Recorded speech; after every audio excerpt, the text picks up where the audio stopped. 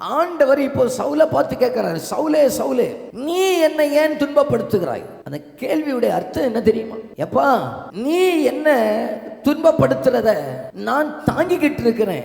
நான் உன்னை துன்பப்படுத்துற நீ தாங்குவியப்பா. நீ சபையை வேதனைப்படுத்துறத நான் சகிச்சுக்கிட்டு இருக்கிறேன்ப்பா, நான் சகிச்சுட்டு இருக்கிறேன். ஆனா நான் உன்னை வேதனைப்படுத்தினா உன்னால சகிக்க முடியுமா?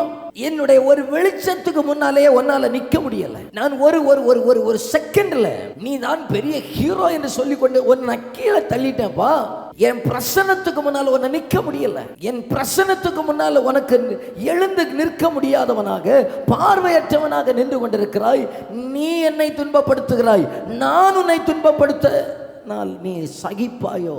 இந்த சவுலே சவுலே என்கிற அன்பின் குரல்ல என்ன தெரியுமா இருக்கிறது? ஆபிரகாமே ஆபிரகாமே கூப்பிட்டார் இல்லையா? ஆபிரகாமே, உன்னிலும் பலன் குறைந்த உன் பிள்ளையை உனக்கு பலி கொடுக்க முடியும். உன்னிலும் பலன் குறைந்தவர்கள் மேல உனக்கு கை போட முடியும். ஆனா உன் மேல நான் கை போட நினைத்தால் யார் தடுக்க முடியும்? உனக்கு இருக்கிற அதிகாரத்தை வைத்து உன்னிலும் பலவீனப்பட்டிருக்கிறது என்று சொல்கிற சபையை நீ பாழாக்க பார்க்கிறாய்.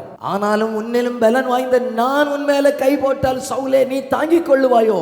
முடியாது, உன்னால முடியாது. ஆனால் அன்புள்ள ஆண்டவர் என்ன தெரியுமா சொல்லுகிறார்? நான் உன்னை துன்பப்படுத்துவதற்கு வரவில்லை. நீ படுத்தின துன்பத்தை எல்லாம் இவ்வளவு காலம் சகித்தேன். நான் இப்பொழுது உன்னை அழைப்பதற்காக வந்திருக்கிறேன், உன்னை ரட்சிப்பதற்காக வந்திருக்கிறேன். அந்த அன்புள்ள தேவனுக்கு 2 கைகளை உயர்த்தி நன்றி அப்பான்னு சொல்லுங்க பார்க்கலாம்.